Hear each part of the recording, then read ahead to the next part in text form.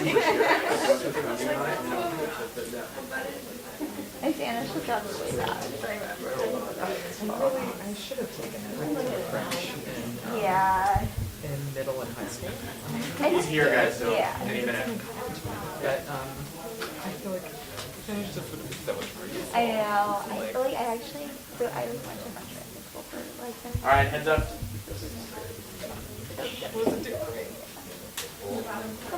Okay, no problem. Yeah? Yeah. Yes. Okay. Thank you.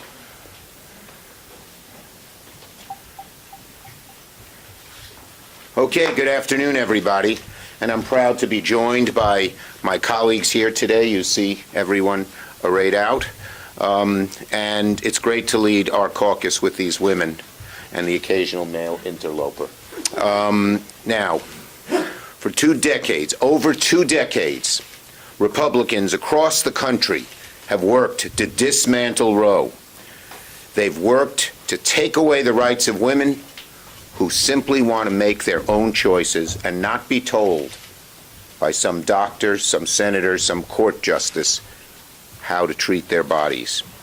Republican politicians across the country are passing laws telling the women of America, your body, our choice. So much for the party of limited government. And now with the Republican court on the verge of tearing down 5 decades of precedent, Republicans suddenly don't want to talk about their complicity in this effort. You ask them about, do they support repealing Roe v. Wade? They change the subject. What does that say? It says they know they're on the wrong side of history and on the wrong side of the American people. And their 30-year effort, they now wish to go underground because they're actually afraid in certain ways that it might succeed. All week we've seen Republicans try to duck, dodge, and dip from their responsibility for bringing Roe to the brink of total repeal. This is about to change. Next week, the U.S. Senate is going to vote on legislation to codify a woman's right to seek an abortion into federal law. I intend to file cloture on this vital legislation Monday, which would set up a vote for Wednesday. Republicans will have 2 choices. They can own the destruction of women's rights, or they can reverse course and work to prevent the damage. Count me as skeptical that they'll do the latter. Republicans have been on the wrong side of history and the wrong side of America. A poll just released today from Data for Progress showed voters want Roe to stay the law of the land by a 2-to-1 margin. Democrats, independents, and 35% of Republicans believe we should keep Roe in place.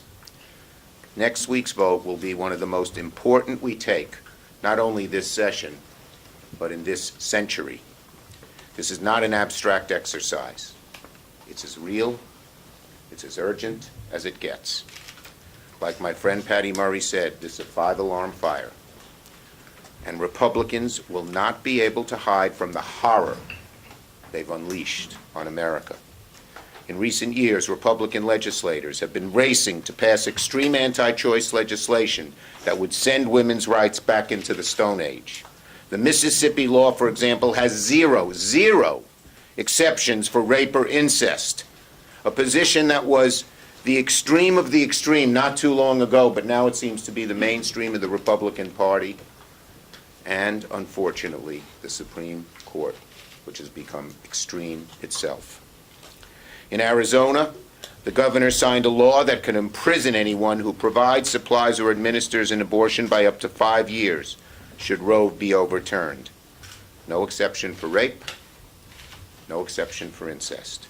The infamous law in Texas, meanwhile, bans abortions as nearly as 6 weeks. Many women don't realize they're pregnant until after 6 weeks. And again, no exception for rape, no exception for incest. In Louisiana, Republicans are pushing a new bill that would throw women and their health care providers in prison for life. It doesn't stop. And they're going to keep at it until we, the American people, and particularly the women of America, stop them. The nationwide ban Republicans want is the most extreme of extreme. This is what Senator McConnell and Senate Republicans have fought for their entire careers. But they are out of step with the mainstream. Their body language, their answers to questions show they know they are. Americans do not want to go back in time when there were dangerous and back alley abortions. We're going to have this vote this week, and believe me, America, all of America, will be watching. Republicans will not be able to hide from the American people and cannot hide from their role in bringing Roe to an end. Senator Murray. Well, there's no getting around it. This has been a very heartbreaking week. The Supreme Court's plan to end a right that generations of women have known is devastating. So I just want every woman across the country to know you are not alone in this fight. We are right here with you. And although I'm heartbroken, I'm also furious. I'm furious at the conservatives on the Supreme Court for being so cruel. I'm furious at Republican lawmakers in states across this country who are passing extreme abortion laws and creating a health care crisis in their states and in their neighboring states. And I'm furious at the fact that my Republican colleagues here in the Senate have filled our courts with extreme anti-abortion judges and taken every opportunity to attack the right to abortion and even the birth control and family planning services that patients across this country rely on. They are finally getting what they've been working around the clock to do for decades. And despite all that, it's been crickets from Republicans here this week. They have spent the last few days trying to distract everyone from the consequences of their unrelenting attack on the right to abortion. Well, we're here to say we are not going to let them. We may very soon live in a country without Roe. A country where women are forced to remain pregnant and give birth when they don't want to, no matter their personal circumstance. And we all know who is going to be hurt the most when this happens. It is not the rich women who can catch a plane and get the time off and find the money to get an abortion somewhere else. It is the women who are already facing huge challenges and barriers getting health care. We're talking about long-standing inequities in our healthcare system, things like racism and sexism and ableism. The women who will bear the brunt of the Republicans' cruelty are women with the tightest budgets, Black women, Indigenous women, women of color, women with disabilities, women in rural areas, immigrant women, and the LGBT community, and of course many others. This is cruel and unacceptable. Democrats are fighting back. So next week, in light of the devastating news coming out of the Supreme Court, we are going to make every senator show where they stand by voting on the Women's Health Protection Act. And I want to thank Senator Blumenthal for his work on beginning this and building the support on this. And I want everyone to know I'm not going to stop fighting or speaking up. And when November comes, Americans everywhere need to make their voices heard by sending more pro-choice voices to the Senate and to the House so we can get this done. Abortion rights are on the line, and so are women's lives. Thank you. Thank you, Patty. Next, we have Senator Cantwell. We're doing in order certain people have certain. Thank you. Thank you. This week was a political earthquake when it came to the Supreme Court. Now, the American people deserve to hear and understand where every member of the United States Senate is on this issue. Women are not second-class citizens, and we are not criminals. We want to understand whether our colleagues agree with that statement or not. We know that as employers, I was an employer in the private sector, and guess what? Anybody who you wanted to attract to come work for you wanted to know what your health plan was, and their spouse wanted to know what your health plan was. They wanted to know whether you covered IVF. Are now we going to say that those are the kinds of things that aren't going to get covered in the future?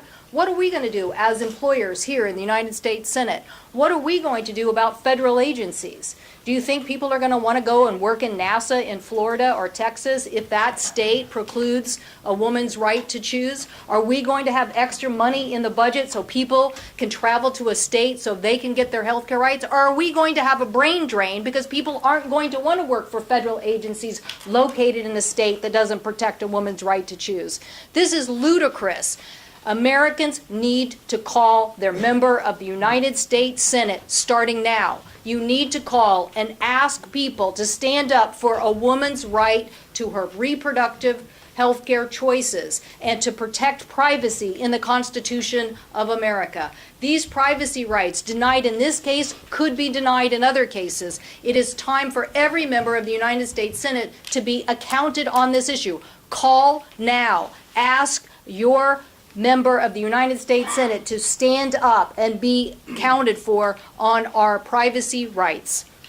Thank you, Maria. Senator Baldwin.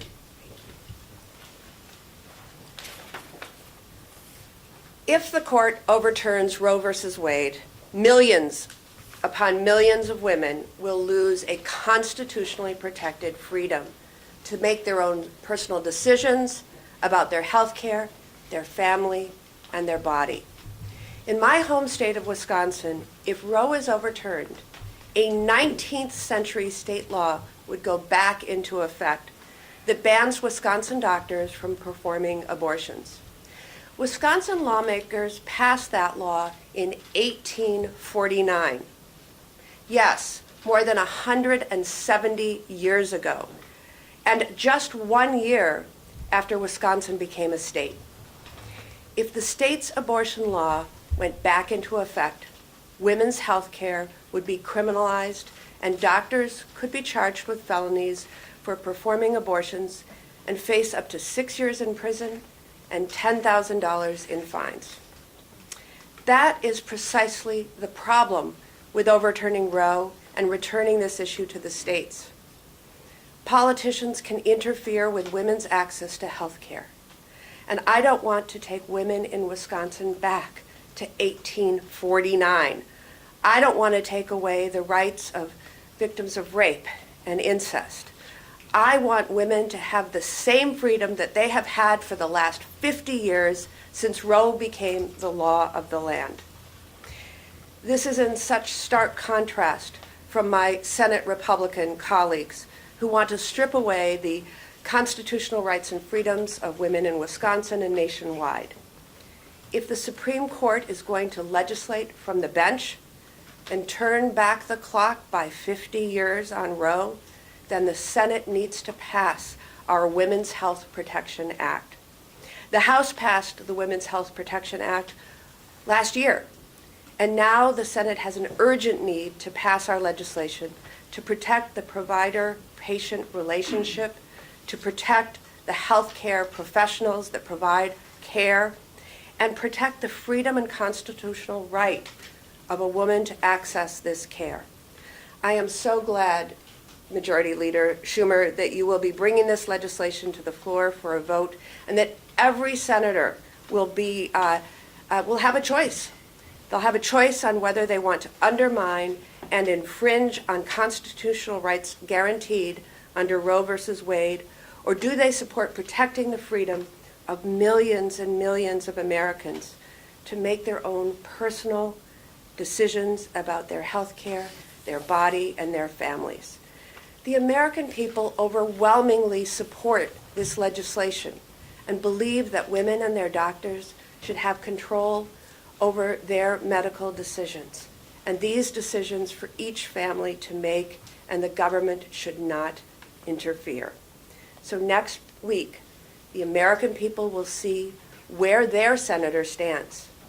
Should American women have the same constitutionally protected rights and freedoms that they've had for 50 years? Or will American women have fewer rights than their mothers and grandmothers? Thank you, Senator Sutton. Thank you. No, all week you've been asking, and we've been asking Senator McConnell and Republicans, do you support what the Supreme Court appears to be getting ready to do? Do you support taking away a woman's ultimate, most personal, intimate right to privacy and our ability to make our own reproductive decisions and have access to safe and legal abortion? Do you support that? Do you support overturning 50 years of settled law? And instead what Senator McConnell has done is said, look over there. Look over there. Let's talk about leaks. Let's talk about leaks. Let's not talk about the women of this country and what's on the line. Well, next week, they're not going to get away with just saying, let's look over there. They're going to have to vote. They're going to have to vote, and we'll know right where they are. And so the ultimate question becomes, who decides? Who decides our most intimate healthcare decisions? Who decides what we will do in terms of reproduction and the healthcare related to that? When there's a 12-year-old that's been raped, who decides that? Mitch McConnell? Right-wingers in the United States Supreme Court? Republicans in Congress and in state legislatures? Who decides what happens to that child? Their family, based on their religious beliefs? Do the doctor, all those that care and know the child? Or a bunch of politicians? Same thing at the other end when you have someone like my cousin who desperately wanted a baby and tried for years, and after multiple miscarriages finally got pregnant and was carrying this baby to term, was so excited, and something horrible happened near the end of the pregnancy, and her life was in serious jeopardy. Mitch McConnell doesn't know my cousin. The politicians here that are determining this, they don't care. They don't think she should have made her own decision, as horrible as it was to have to make. That's what this is about. Who decides in the most difficult, challenging times for a woman, the most personal of decisions? We stand with the women of this country. We support you, we respect you, and we know it is your decision to make. Thank you, Debbie. Very touching sharing. Senator Klobuchar. Thank you, Senator Schumer. I want you to picture the faces, and as you go around this weekend, think about the women that you see. Think about the waitress in the heart of Texas who finds out she's pregnant and can't afford to take a bus 250 miles. Think about the college student who has no access in the middle of Mississippi to any kind of student clinic, anything. Think about the young woman in foster care that's afraid to tell anyone what's happened because she didn't know if there's going to be a bounty hunter situation and she's going to be turned in. The victim of incest, who under the Mississippi law would be able to get an abortion. This is about women's freedom. This is about women's equal rights and being treated as they should, as an equal citizen under the law. Our Republican colleagues have stacked the court. And as I was listening to Tammy talk about Wisconsin, I thought we always said they'd take us back to the 50s. They're taking us back to the 1850s. That's what we're talking about here. But they may have the majority on the U.S. Supreme Court, but we have the people on our side. And in election time, they always say, don't get mad, vote. Well, we say, get mad and vote, because that's what we're going to be doing on behalf of the women and the men who stand with them, the people of America, next week. Thank you. Thank you, Senator Klobuchar. Senator Gillibrand.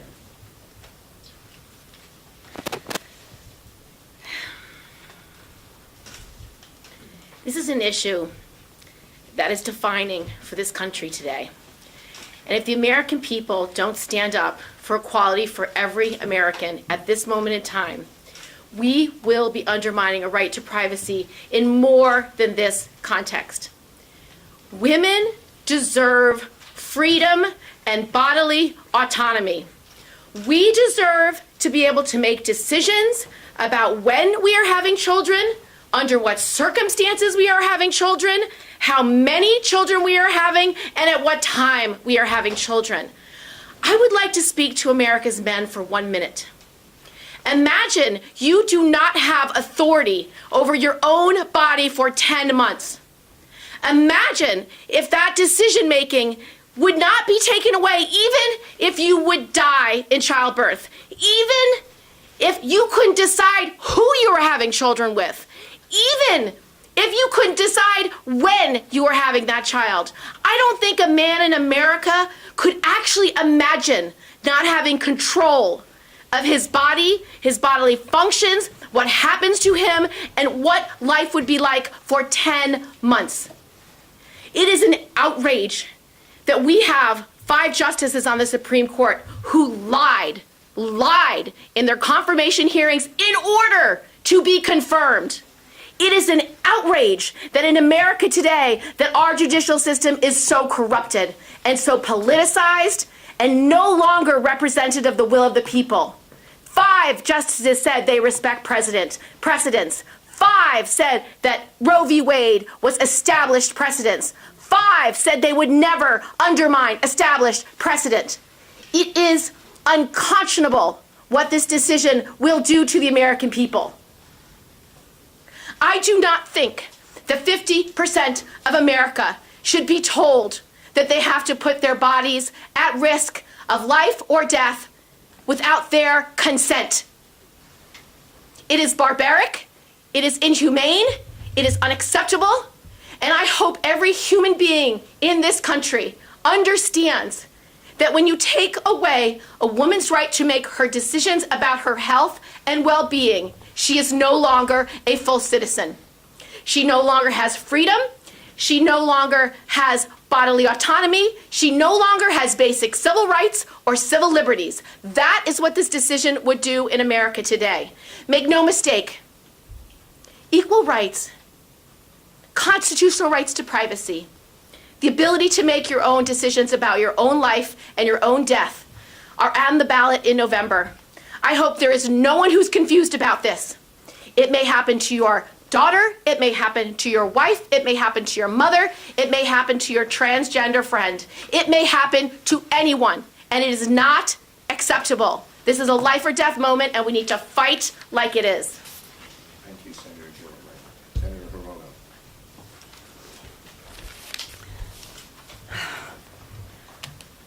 You know, I am just gobsmacked. I hardly know where to begin. But fundamentally, Republicans don't give a rip about women.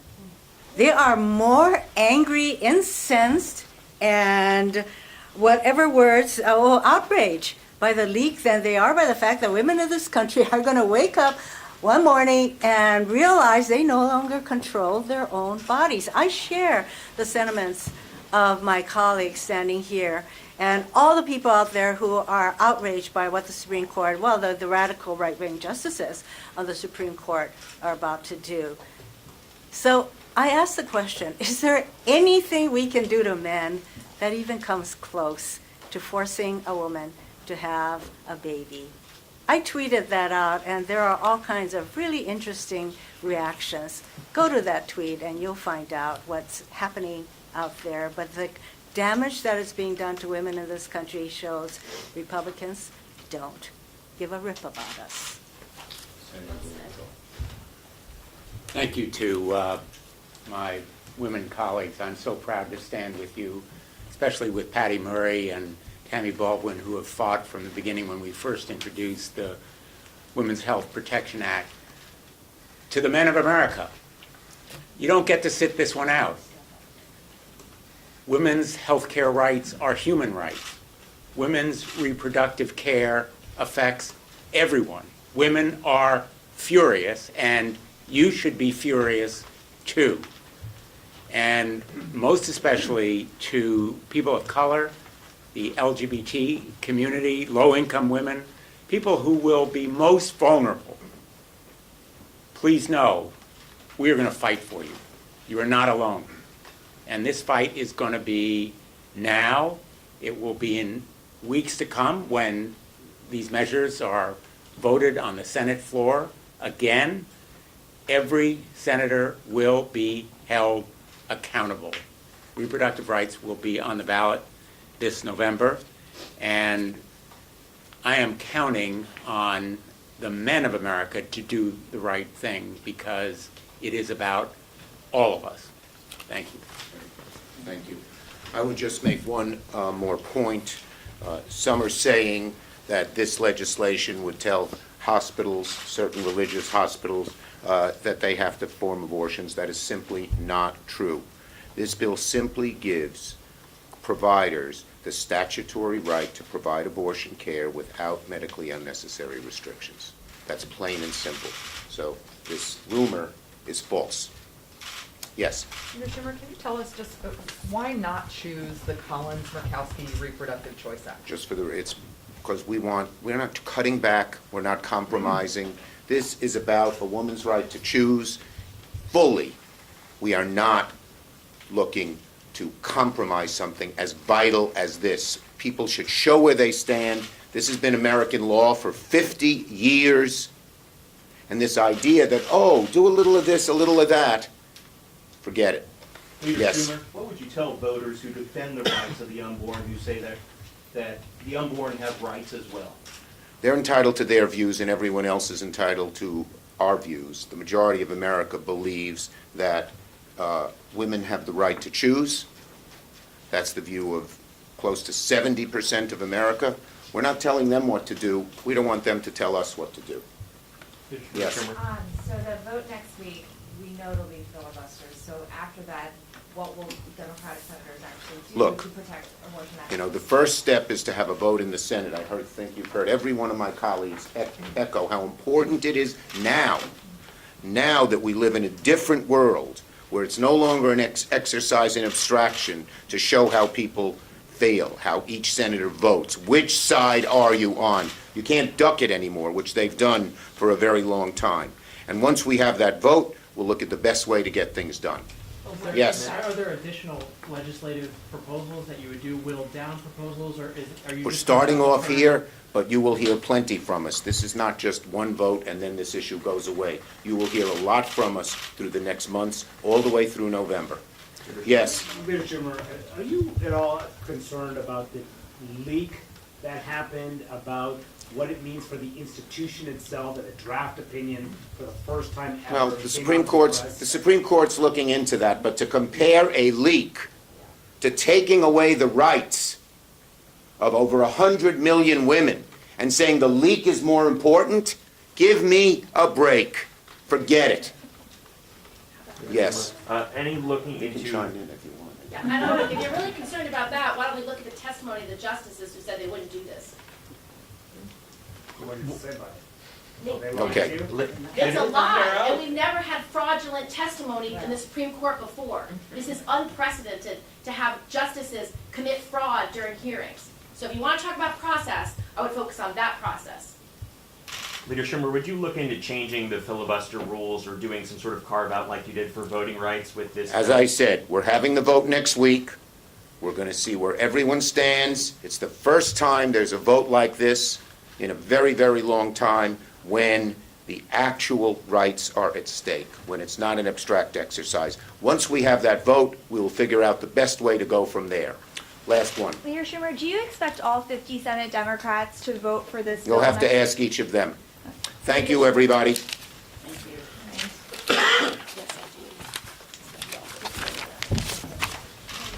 Good job, everybody.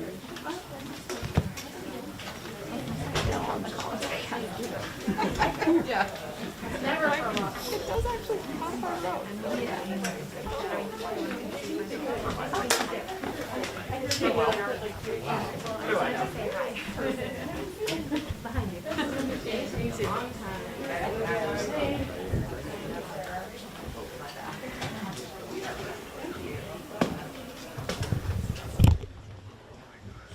She was pissed off, man. Wow. I've never seen that before.